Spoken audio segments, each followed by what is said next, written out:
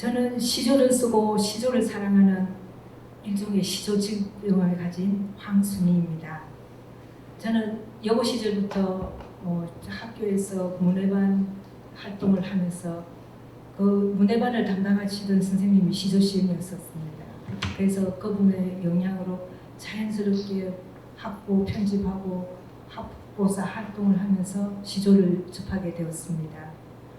그리고 시조 시인이 꿈을 가지면서 청년기를 지났던 것 같습니다. 그러다가 결혼을 하고 애들 키우고 현실 생활에만 너무 안주하다 보니까 그 꿈을 놓쳐버렸습니다. 그래서 친구들은 등단을 했고 그 친구들이 문단에서 열심히 활동을 하는 것 쳐다보면서 한편으로는 부럽기도 하면서 딴 세상 사람처럼 늘 응원만 했었습니다. 그러다가 어느 날 선생님께서 말씀하시기를 시심이라는 것은 어릴 때 시심은 나이가 들어도 그것은 변하는 것이 아니야. 그러니까 지금 늦었다고 생각할 때가 가장 빠르니까 지금이라도 시작해라. 그렇게 말씀하셨어요. 그래서 친구들한테 끌려서 다시 시작을 했습니다. 그래서 2018년도에 전국 시조 101장에서 장원을 수상을 하고 그 이후에 2019년도에 시조시학에서 신인작품상을 받으면서 정식으로 등단을 했습니다. 그리고 2022년도에 우수문학 출판 콘텐츠에서 제 작품이 선정이 돼서 생애 첫 시집을 발간하게 되었습니다. 그리고 2023년 아르코 문학 나눔 도서에서 다시 우수 도서로 선정이 되어서 이런 작가들이 꿈에 그리던 로망인 이 토크쇼에 나오게도 됐습니다. 감사합니다. 선생님 말씀해주신 그 이력을 들어보니까 정말 대단하시다는 그런 생각이 들어요. 그러니까 시조시인의 꿈을 처음 꿨던 게 고등학교 여고 시절 때부터라고 하셨는데, 보통은 중고등학생들이 시조를 접하거나 창작하는 게 쉽지가 않은데, 대단하시다는 생각이 들고, 또 이제 일찍 83년에 사실은 원래 시조 시인으로 등단을 하셨는데, 이제 다른 현실적인 것들 때문에 잠깐 꿈을 놓으셨다가 거의 30년 만에 다시 등단을 하셨더라고요. 그래서 정말 대단하시다는 생각이 들고, 아가미가 그을었다라는 이 시집의 제목과 이제 소개를 부탁드리려고 하는데, 선생님의 그 마음과 심장도 많이 그 세월 동안의 문학에 대한 갈망으로 많이 그을렀을 것 같다는 그 세월의 심경이 느껴져서 굉장히 마음이 이렇게 좀 뜨거워지는, 뭉근해지는 그런 느낌이 드네요.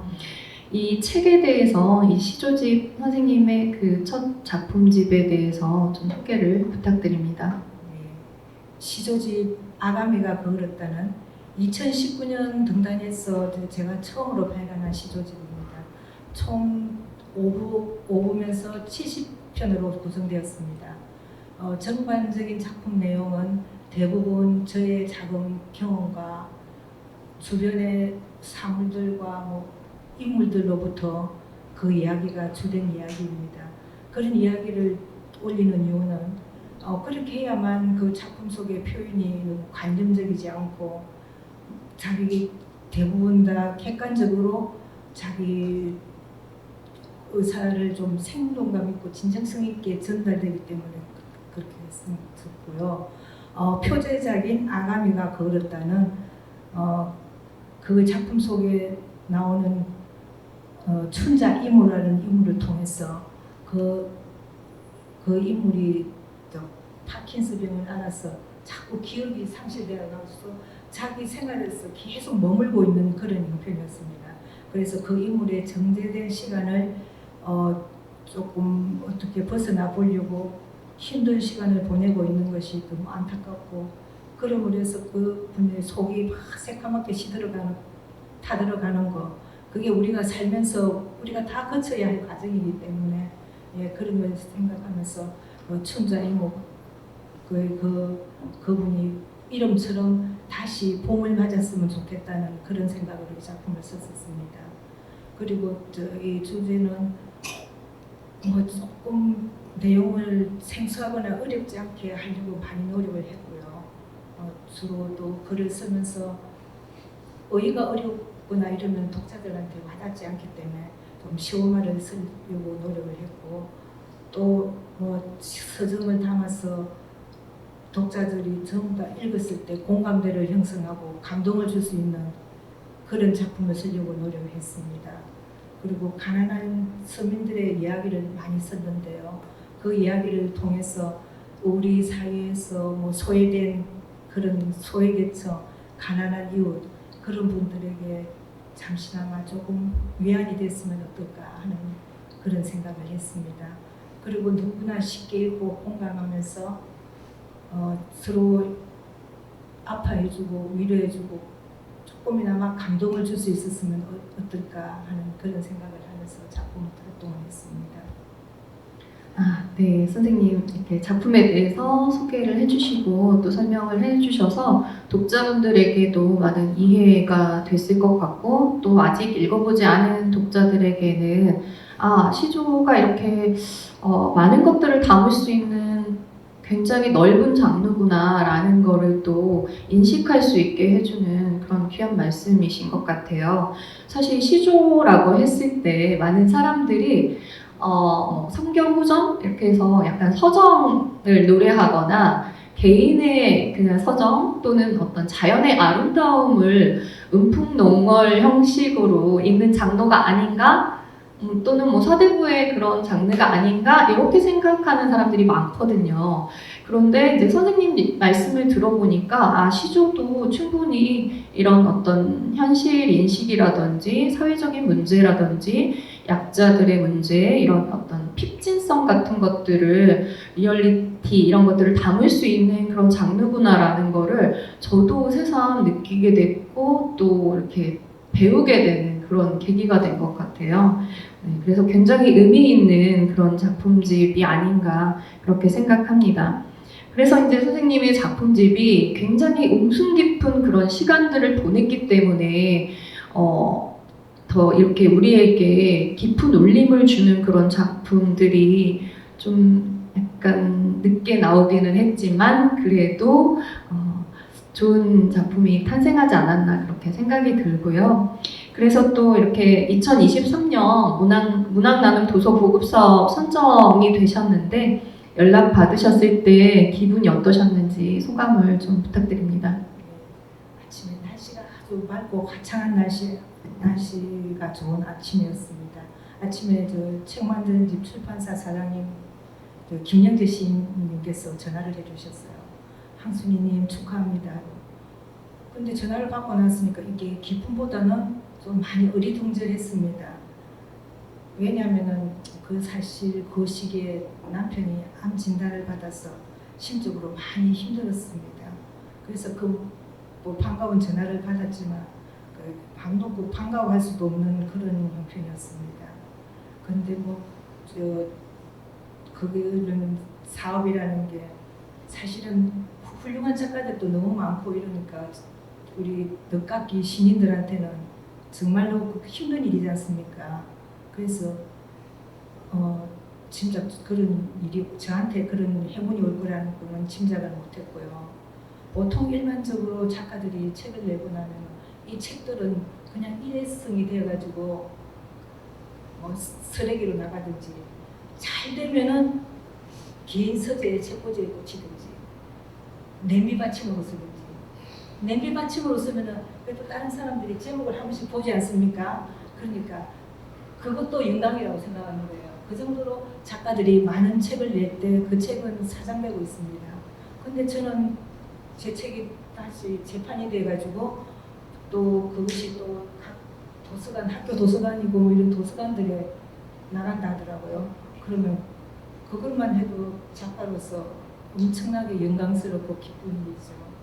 그래서 이것이 정말 내가 요즘 좀 힘들어하고 있을 때 하느님께서 힘든 처지에 또 잘 될 거다 힘내라 하고 등을 두드려주는 그런 느낌을 받았습니다. 네. 아, 맞아요. 제가 책의 쓸모에 대해서 예전에 이제 어떤 모 시인과 이렇게 농담 반 진담 반으로 주고받다가, 두꺼운 책은, 벌레를 잡기에도 용이하고, 던지면 바퀴벌레를 잡을 수라도 있는데, 시집은 얇아서 던져도 바퀴벌레도 안 죽는다고 조금해가지고.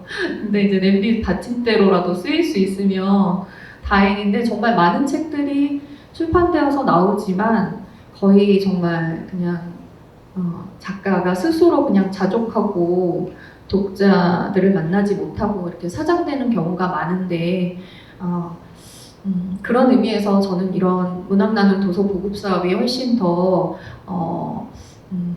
많은 작품들에게도 선정될 수 있는 그런 기회가 됐으면 좋겠다라는 그런 생각이 들어요. 아무튼 선생님의 이 작품집이 선정되신 것을 너무 축하드리고, 또 우수 출판 콘텐츠도 선정되시고 이렇게 이관왕을 하셔서 네, 이제부터 정말 문운이 계속 잘 이렇게 풀리실 것 같은 그런 좋은 예감이 듭니다. 네. 그리고 이제 시조라는 장르가 굉장히 아까도 제가 말씀드렸듯이 진입 장벽이 약간 높은 그런 장르라고 할 수 있어요. 시나 이제 소설 같은 경우는 그래도 독자층이 있고 또 젊은 층들이 많이 그래도 보는 매니아들이 있는데, 시조 같은 경우는 조금 그에 비해서 소외된 그런 경향이 있거든요. 그래서 이 시조에 관해서 선생님께서 평소에 갖고 계신 그런 어떤 견해라든지 아니면 또 왜 자유시가 아니라 이렇게 정형시 쪽에 좀 더 애정을 갖게 되셨는지 그런 것들을 설명해 주시고, 또 어떤 독자들에게 이 시조를 어떻게 하면 좀 어필할 수 있는지에 대해서 시조 장르에 대한 약간 홍보 같은 걸 해주시면 좋을 것 같아요. 어떤 분들은 시조나 시라는 장르가 소설보다 대중성과 접근성이 떨어진다는 이야기도 합니다. 그런데 제 생각은 또 다른 게, 소설은 긴 시간을 읽어야 하고 많은 투자를 해야 하지만 시나 시조는 짧은 생각을 아주 간결하게 표현을 하다 보니까 그 안에 함축된 그런 내용을 짐작하지 않으면 이해하기 어렵다고 느낄 수도 있습니다. 그렇지만 시나 시조는 몇 번 읽어보면 차츰 그 현관의 이야기가 보이게 됩니다. 소설같이 긴 문장도 좋지만 현대인들은 다들 바쁘시고 하니까 그 시간을 감안해서 간결하면서 간에 담긴 긴 이야기, 깊은 의미를 담고 있는 시나 시조를 자주 집하면 그것을 읽어보시고 맛들이를 해보시면 어떨까 하고 권합니다. 특히 시조는 또 은유를 가지고 있습니다. 그래서 맛들이다 보면 정말 대단한 매력을 느끼게 됩니다. 특히 시조는 단시조 같은 경우는 한 수에 45자리거든요. 그래서 읽기도 외우기도 쉽습니다. 그리고 그 45자 안에 함축되어 있는 세계관, 그리고 사람들, 그 안에 있는 풍경, 이 작업이 정말로 설레는 작업입니다. 근데 지금은 K문학을 이야기하고 있습니다. 앞으로 우리나라에서 노벨 문학상을 받는다면 아마 시조에서 나오지 않을까 하시는 분들이 계십니다. 왜냐하면 시조라는 장르는 우리 민족의 고유한 장르이고, 저 시라는 장르는 또 이렇게 많은 분들이 각 나라에서 다 나오지만 시조는 우리나라 고유의 영역이기 때문에 아마 문학상 노벨상이 나온다면 시조 장르가 제일 유리하지 않겠냐는 그런 말씀도 하고 계십니다. 지금 시조도 많이 번역본이 출간돼서 세계로 진출되고 있습니다. 지금 아마존 사이트 거기서도 지금 시조가 소개되고 있습니다. 그 정도로 이제 발전하고 있으니까 세계 속의 시조가 발전될 수 있도록 많은 관심 부탁드리겠습니다. 네. 시조라는 장르는 매력이 좀 감춰져 있는 그런 장르가 아닌가 그런 생각이 들어요. 근데 이제 오늘 선생님께서 이렇게 시조의 매력을 어필해 주시고 또 K-문학의 선두주자로 우뚝 설 수 있는 장르가 바로 시조가 아닌가라고 좀 적확하게 얘기를 해주시고 전망을 해주신 것 같아요. 저도 학생들을 가르치고 있는 입장이라서 아이들하고 좀 많이 소통을 하는 편인데 요즘 젊은 층들은 짧은 거에 굉장히 익숙해져 있고 영상물들도 점점 짧은 것에 중독되거나 매료되더라고요. 그래서 유튜브 같은 경우도 그렇고 영상물들이 점점 짧아지는 경향이 있는데 그런 것들을 생각해 봤을 때 오히려 가장 젊은 층들에게도 각광받을 수 있는 그런 장르가 시조가 아닐까 그런 생각이 들었고요. 시조는 이렇게 규칙이 있어서 아까 말씀해 주신 것처럼 3장 6부 45자 내외 이렇게 그 규칙만 누구나 이렇게 습득을 하면 외국인 학생들도 한국어를 배우는 외국인 학생들도 금방 쓸 수 있는 장르더라고요. 그래서 이제 세계 문학으로도 발돋움할 수 있는 그런 유력한 장르가 바로 시조가 아닐까 그런 생각이 들고 그런 시조의 문을 이제 선생님께서 이렇게 활짝 열어젖혀 주셔서 정말 시조의 아가미가 딱 열린 그런 느낌이 들어서 앞으로 이 시조 장르가 좀 더 많은 사람들에게 사랑받는 그런 장르가 되었으면 좋겠다 이런 생각이 듭니다.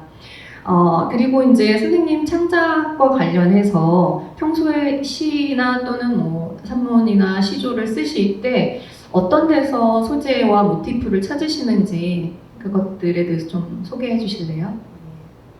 저에게 시조는 무엇이냐고 물으시면 저는 그렇게 이야기합니다. 시조는 나의 일상이라고 이야기합니다. 시조는 제가 사는 방식이고 감정 표출이며 내면의 소리입니다. 시조에서 글쓰기 작업은 자연을 모티브로 해서 주로 활동을 시작합니다. 그런데 저는 여기에 더해서 사랑 이야기를 많이 쓰고 싶었습니다. 사랑과 자연의 교감, 그 중에서도 관심받지 못하고 소외된 우리 이웃들, 그리고 애명 걸면 힘들게 살아가는 사람 냄새 나는 사회적 약자들의 이야기를 하고 싶었습니다. 그게 바로 제 자신이기도 합니다. 그들에게 작은 목소리나마 함께하면서 위로하고 대변하는 그게 이 시대 작가로서 해야 할 사명이 아닌가 생각합니다. 작고 여리고 보호받지 못한 많은 숨탄 것들에 대한 영민과 현실에 동떨어지지 않는 진솔한 삶의 현장, 풀 한 폭이 굴러가는 낙엽 한 점에도 글의 모티브가 된다고 생각합니다. 네, 다양한 이런 자연이라든지 일상의 풍경들 또는 아주 사소한 것들 우리가 미처 발견하지 못하고 지나쳤던 것들 하나하나에서도 작가님께서는 시적인 그런 모티프와 영감을 받으시고 또 거기에서 이제 작품을 작업을 하시는 것 같아요. 굉장히 섬세하시고 또 마음이 이런 약자들이라든지 소외된 계층이라든지 그런 것들을 항상 마음에 담아두시고 계신데 그런 현실 인식 같은 것들이 작품이 반영될 수 있게 시조를 좀 더 정말 시조의 가능성을 열어 나가는 그런 작가님이 아니실까 그런 생각을 해봅니다. 이 작품집을 이렇게 집필하시면서 특히 이제 그 많은 모티프들을 이제 얻었던 그런 일상 속에서 특별하게 기억에 남는 그런 일화가 있으시면 말씀해 주실래요? 제 작품 중에서 분홍행주라는 작품이 있습니다. 지하철역 근처를 지나가면은 전단지하고 끼워서 행주를 나눠주고 있어요. 근데 그 행주를 보면은 노란색, 분홍색, 초록색 등 아주 다양한 색깔을 나눠주고 있거든요. 전단지를 끼워서. 그런데 저는 그것을 보면서 그냥 받아서 어느 날 모으고 있었습니다. 그런데 길을 지나가다가 소형 빌라의 반지하방에 옆을 지나가는데 그 색색의 그 행주를 막 걸어놨어요. 그거를 보면서 소외된 삶을 사는 사람들에게 아파트 분양이라는 것은 정말로 닿지 않을 그런 꿈이었구나 그런 생각을 했고 신기루 같다는 생각을 했습니다. 그래서 그 작품을 쓰면서 그 손에는 아파트 분양보다는 남은 행주 그거 몇 장이 전부 다 하겠다는 생각을 했습니다. 그래서 그 행주로 꿈을 닦으면서 더 나은 삶을 살면 어떨까 하는 그런 희망이 되었으면 해서 여러 가지 색깔 중에서도 분홍색을 해서 분홍행주라는 제목으로 작품을 썼습니다. 그리고 또 어느 날 공원을 지나가는데 할머니께서 강아지들을 데리고 벤치에 앉혀놓고 방석을 놓고 그 위에다 강아지를 앉혀서 부채를 막 열심히 붙여주고 있었습니다. 그거를 보면서 정말로 나도 다음 생에서 났으면 저 강아지처럼 좀 저렇게 행복해서 주인이 부채도 이렇게 붙여주고 이런 강아지였으면 참 좋겠다 이런 생각을 했는데 또 집에 와서 뉴스를 보니까 떠돌던 들개들이 내려와서 그 사람들이 공포를 가지고 사람들을 위협한다고 그렇게 하는 뉴스를 봤습니다. 같은 개로 태어난 운명인데 그 강아지와 그 강아지 운명은 너무 반대의 삶이었습니다. 그래서 들개를 위한 변이라는 작품을 썼습니다.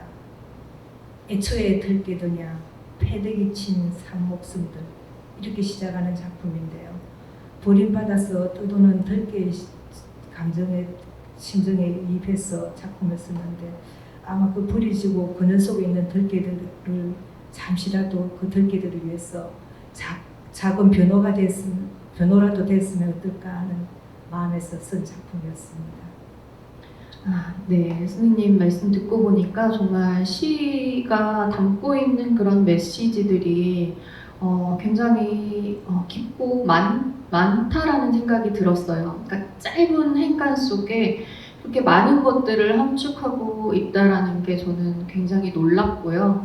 시에 정말 본연의 그런 그 장르성이 시조에 있지 않나, 엑기스, 정수라고 할 수 있는 장르가 아닌가 그런 생각이 들고, 저도 이제 지하철역 지나다니면서 이렇게 행주 부직포 그런 소재로 된 행주책 되게 많이 나눠주잖아요. 보통 물티슈, 행주, 갓티슈 이런 것들, 최근에는 이제 마스크 이런 것들을 주로 나눠주시더라고요. 저도 꼬박꼬박 이렇게 받아가지고 집에 오는데 정작 그 아파트를 살 수 있고 분양받을 수 있는 사람들이라면 그 행주 한 장이 필요할까 그런 생각이 들더라고요.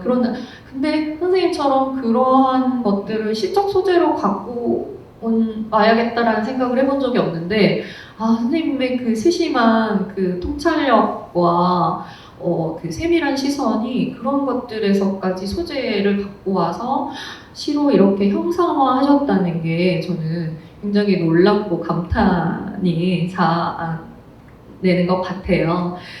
이 분홍행주라는 시조를 한번 낭송해 주셔서 여기 이제 독자분들도 같이 감상할 수 있게 해주시면 좋을 것 같아요.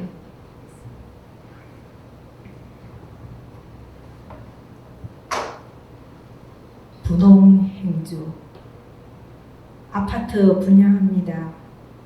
이 번호로 연락주세요.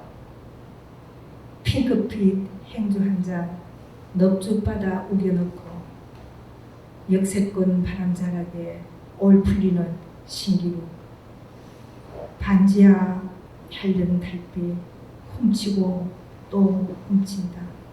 질컥한 전단지는 닿지 않을 깃발 같아 고단한 일상 말린다. 별의 눈이 와끔하다. 네, 감동적인 것 같아요. 네, 그래도 별의 눈이 빠끔하다 이 마지막 행이 독자들에게 희망과 꿈을 주는 그런 행이 아닐까 그런 생각이 들고요. 또 이렇게 들개들이나 또 이렇게 지나가는 이렇게 풍경들을 다 이렇게 시에 정말 아름다운 풍경도 있지만 또 슬픈 그런 풍경들까지도 굉장히 잘 이렇게 녹여서 시로 쓰신 것 같다는 생각이 듭니다. 작가님에게 혹시 루틴이 있으실까요? 저에게는 특별한 작업 루틴은 없습니다. 없고 순간순간 스치면서 지나가는 일들에게 자주 메모를 하고 생각을 정리합니다. 뭐 숲길을 지나거나 공원을 가면서 그 생각을 정리하기도 합니다. 바람 소리, 나뭇잎 구르는 소리 이런 것도 때로는 영감이 되기도 하고요. 또 마른 잎 구르는 소리에 꼭 파도 소리 같았어. 제가 부산에서 태어났거든요. 그래서 부산에서 계속 바다를 보고 살다가 이쪽에 올라오니까 바다 보기가 너무너무 어려운 거예요. 마음 먹어야지 바다를 볼 수 있으니까. 그러다 보니까 나뭇잎 굴러가는 소리 이런 것도 어떻게 눈을 감고 들으면 파도 소리 같아요. 그리고 자갈 굴러가는 소리 같고요. 네, 저물어가는 석양을 보면서 또 사색을 하기도 하고 그렇게까지 특별한 루틴은 없는 것 같습니다. 네, 바다에서 이렇게 나고 자라신 거죠. 유년과 생의 많은 부분을 그러면 바다에서 보내신 건데, 저는 이제 그 바다에서 태어나서 바다에서 이렇게 그 유년기와 청년기를 보낸 것들이 작가에게는 굉장히 큰 자양분이 된다고 생각을 해요. 문학적 감수성이라든지 그때는 잘 모르지만 저는 이제 고향이 저도 목포거든요. 목포에서 나고 자랐는데 그때는 그 너무 이렇게 비린내 나고 막 지저분한 것 같고 바다가 고향인 게 저한테는 컴플렉스처럼 느껴졌는데 이제 어른이 되고 어느 정도 시간이 지나 보니까 서울에서 생활을 하다 보니까 어느 순간 그때 그 기억들과 바다가 품어졌던 그런 것들이 저에게는 이제 모국어와 함께 저를 이렇게 작가로 성숙할 수 있게 해준 그런 어떤 자궁, 인큐베이터 이런 역할이 되지 않았을까. 그래서 굉장히 그 바다가 고향이신 분들은 그런 것들을 그래도 축복이라고 생각을 해야겠다는 생각이 들어서 감사한 마음이 들더라고요. 선생님도 이렇게 부산에서 그런 시심을 키우셨을 것 같다는 생각이 들고 그래서 그런지 이제 루틴 얘기를 부탁드렸는데 루틴도 이렇게 자연과의 소통 또 자연에서 주로 이렇게 발견하시는 것들이 다 시적 소재가 되는 것 같아요. 이제 작가님 혹시 글을 쓰다가 이렇게 막히거나 아니면 이제 스트레스를 받거나 뭔가 진척이 잘 안 될 때 그런 것들을 해소하는 방법이 있으실까요? 예, 다른 분들도 마찬가지겠지만 작가한테서 원하는 작품이 나오지 않을 때는 제일 스트레스를 받죠. 내가 전하고자 하는 의도가 제대로 표현이 되지 않을 때 그리고 적절한 의유가 떠오르지 않을 때 그럴 때는 정말 힘들죠. 그럴 때는 이제 매일 며칠이고 그 작품에 대해서 그것만 계속 생각하게 됩니다. 그렇게 집착하다 보면 이제 밤에 자다가 꿈을 꾸죠. 꿈을 꾸면은 밤에는 뒤척거리다가 잠이 들었다가 깨다 이러다가 이제 꿈을 꾸고 나면 그 꿈에서는 정말 시를 쓰면은 술술술 풀리는 거예요. 그렇게 시를 잘 쓸 수가 없어 제가. 그래서 시를 딱 쓰고 나면은 정말로 이렇게 좋은 작품이 금방 되구나 이런데 잠에서 깨고 나면 시가 다 날아가 버리고 없어요. 그러면은 정말 정말 공허하고 멍해가 내가 꿈에서 썼던 시가 뭐였을까? 내가 그 무슨 글을 썼을까? 이렇게 막 생각을 하게 되거든요. 이제 그런 날은 일어나서 책 꽂아 있는 책들을 막 주섬주섬 빼서 그간 못 읽었던 책들 이런 책들을 끄집어내서 다 뒤지게 봅니다. 다른 분들은 이럴 때 무슨 이야기를 했을까? 이렇게 또 돌려보다가 이제 또 다시 그 책을 또 다시 제자리에 꽂으면서 기대로 순서대로 또 꽂아보기도 하고요. 그렇게 하다가 보면은 정말로 안 풀릴 때는 정말로 안 풀리고 마음이 급하면 안 되겠더라고요. 작품을 쓰면서. 근데 지금도 제 책상 위에 있는 책이 수월하게 빼서 지금 포개져가 있습니다. 네, 누구나 이렇게 작가님들한테는 그런 스트레스가 있는 것 같아요. 왜냐하면 좋은 작품을 쓰고 싶은 열망은 있는데 항상 그렇게 잘 써지는 거는 아닌 것 같아요. 특히 시나 시조 같은 경우는 또 어느 정도 물론 이렇게 공부를 하고 노력을 하고 습작을 하는 그런 과정 속에서 작품이 나오기도 하지만 또 번뜩이는 그런 영감들이 딱 와야 이게 소재와 영감과 이런 것들이 절묘하게 딱 맞았을 때 시가 아주 매끄럽게 잘 나오잖아요. 너무 조탁을 해도 시가 조금 기계적인 그런 시가 되고 너무 영감에만 의존해도 또 그래서 그 어떤 오늘의 주제하고도 맞는데 어떤 균형을 찾는 게 쉽지 않은데 선생님께서는 일단 맡길 때는 그래도 다른 작품들을 많이 읽고 또 책꽂이에 있는 책들을 다시 정리도 하시고 다시 읽어보시기도 하시고 그러면서 이렇게 자극을 받으시는 것 같아요. 네. 혹시 이제 작가님께서 최근에 갖고 있는 그런 주제나 관심, 이슈 이런 것들이 있으실까요? 예, 요즘은 좀 시사 문제를 좀 보고 있습니다. 그 중에서도 해방되고 나서 지금 해방된 지가 지금 78년 됐거든요, 우리가. 근데 78년이 되도록 아직까지 깊은 바다에 수장되어 있는 오키시마호에 대한 이야기. 일본에 강제징용 갔다가 귀국하면서 해방되고 귀국하면서 그 배가 수정이 됐어요. 수정이 됐는데 한 8천여 명이 타고 있었다고 그래요. 그런데 지금 이름만 건지내신 분이 524분이시고 나머지 7,500분 정도가 아직 이름조차도 모르고 있습니다. 그런데 그분들의 이야기가 요즘은 좀 한 번씩 매스컴에 대두가 되더라고요. 그래서 그분들의 이야기도 지금 눈여겨보고 있고요. 지금 78년이 지났는데 7,500명은 이름도 모르는 그런 상태고 한국 정부고 일본 정부고 지금 그리 관심이 없는 것 같아요. 그래서 그런 분들의 이야기 좀 써보고 좀 그런 분들을 위해서 기억되고 잊혀지지 않았으면 하는 그런 마음에서 그 이야기를 좀 잘 찾아보고 있습니다. 네, 저도 이제 문학이 할 수 있는 일 중에 하나가 중요한 문학의 쓸모, 기능 이런 것들이 저는 이런 이름 없이 사라진 사람들, 역사 속의 인물들을 기억하고 애도하는 일이라고 생각을 해요.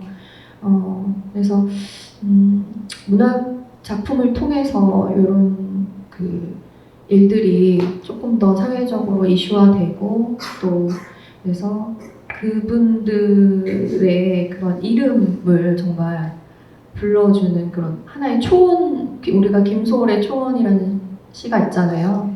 그래서 그런 불러줄 수 있는 일이 바로 문학의 일이 아닐까 그런 생각이 들고 또 문학이 할 수 있는 중요한 역할 중에 하나가 저는 진실을 밝혀내는 것이라고 생각을 하거든요. 그래서 그런 어둠 속에 수장되어 있는 그런 진실들을 좀 수면 위로 올라올 수 있게 하는 그런 역할을 또 선생님의 시조 작품들이 할 수 있을 것 같아서 네, 기대가 됩니다.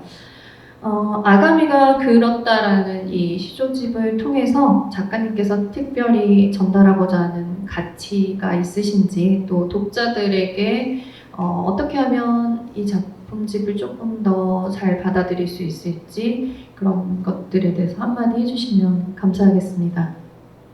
작가는 자연의 아름다움을 노래하는 것도 참 중요하지만 우리 주위에 가난하고 소외된 이웃들에게 조금 더 힘이 되고 그들을 위해서 위로가 된다면 위로가 되고 공감이 되는 작품을 쓰고 이야기를 해주는 게 우리 작가의 사명이 아닌가 생각합니다. 저는 그래서 뭐 가난한 이웃, 반지하에 사는 소시민, 뭐 구두수성공 또는 시독자, 노숙자, 뭐 심지어는 떠돌이 개 들개들이라도 우리가 그 소외된 사람들에 대해서 따뜻한 시선으로 위로해주고 또 이미 내 글을 읽는 누군가가 공감해주고 간혹이라도 제 글을 읽고 누군가가 위로를 받았으면 좋겠다 하는 그런 작품을 쓰고 싶습니다.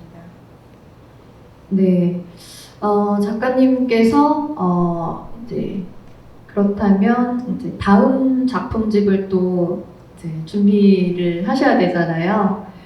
그리고 앞으로 이제 집필하실 작품들은 혹시 어떻게 계획을 하고 계신지 그런 부분들 네, 말씀해 주세요. 지금 뭐 알다시피 집값도 조금 내려갔다 하지만 다시 치솟고 있고 가진 자만이 더 가질 수 있는 그런 사회 구조가 되다 보니까 지금 뭐 부자는 더 부자가 되고 가난한 사람들은 더 가난해지니까 격차가 너무 심해져서 편차가 지금 너무 심해져서 지금 가난한 사람들은 더 사는 게 핍박을 받고 있습니다.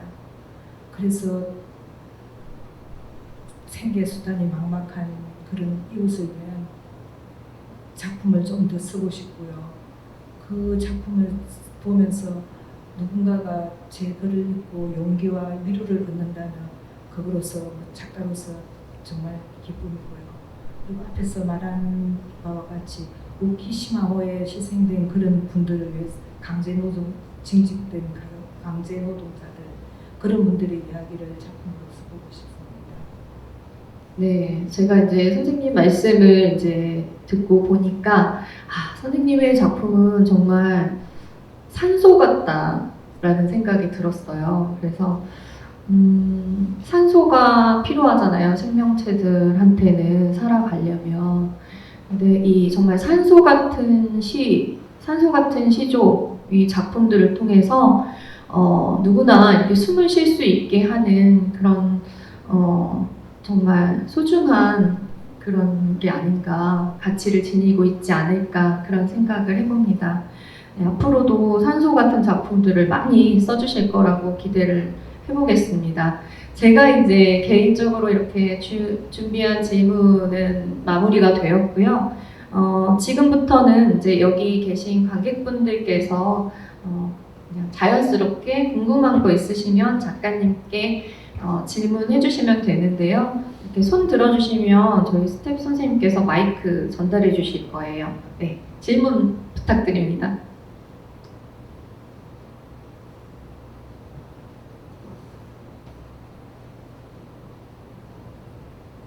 네.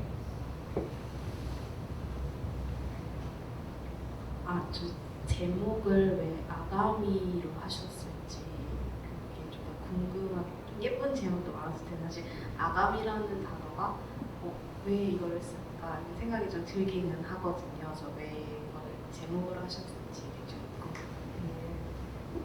그 제목으로 한 이유는 아까 말씀을 드렸는데요. 그 아가미가 그을었다는 작품은 춘자이모라는 인물을 통해서 그 파킨슨 병에 걸려가 계시는 그분이 저 정체된 시간에서 좀 벗어나려고 안간힘을 쓰는 그분에게 조금 더 위로가 됐으면 하는 마음에서 그렇게 작품 표제로 올렸습니다. 네. 아가미 말고 또 다른 마음에 드시는 제목이 있으셨어요? 이 제목 말고 또 이렇게 차순위로 하고 싶으셨던 제목이 또 있으셨을까요? 네, 그 말고는 제 작품 중에서 색소폰을 부는 오후라는 작품이 있거든요. 네, 그것을 작품 제목으로 올릴까 표제를 올릴까 아가미가 그걸 따로 올릴까 하다가 조금 제목이 독특하면은 다시 조금 더 책이 나갔을 때 다른 분들이 아무래도 주목을 하게 되니까 제가 조금 그런 독특한 제목으로 작품 제목을 올렸습니다. 네, 색소폰을 부는 오후보다는 저도 이 아가미가 그렸다가 훨씬 더 뭔가 이렇게 숨을 쉬고 싶은 그런, 그리고 선생님께서 오랜 시간 동안 이렇게 작품 내공을 쌓으시면서 이렇게 습작하시고 또 시인의 꿈을 꾸는 그 시간들이 녹아 있는 것 같아서 네, 이제 저는 훨씬 이 제목이 더 와닿는 것 같아요. 잘 선택하신 것 같다는 생각이 드네요. 네. 또 질문 있으실까요? 네.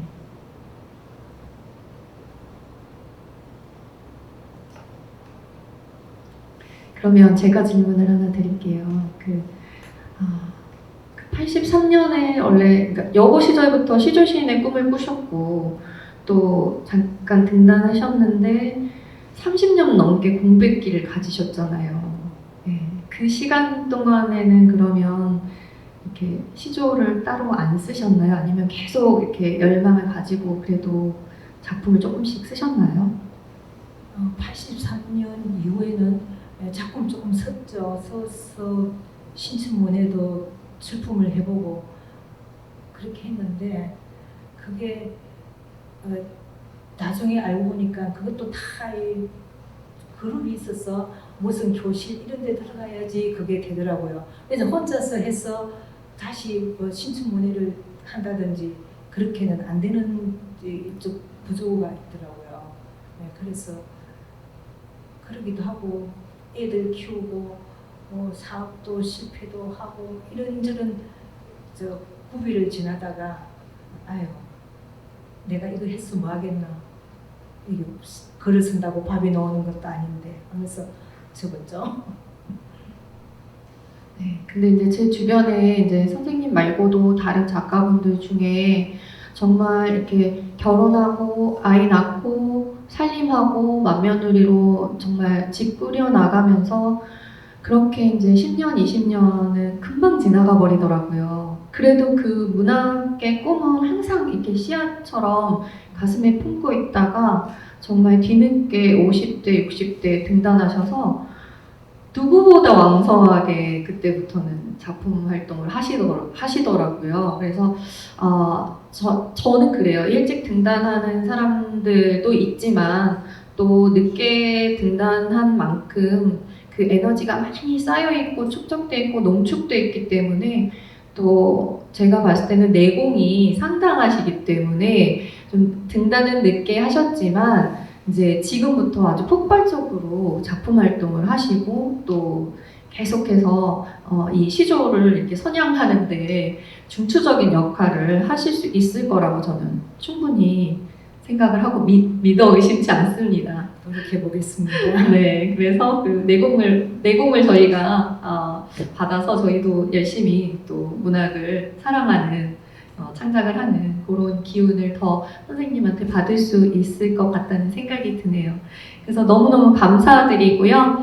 선생님과의 이제 북토크는 시간 관계상 여기까지 이제 마무리를 하겠습니다.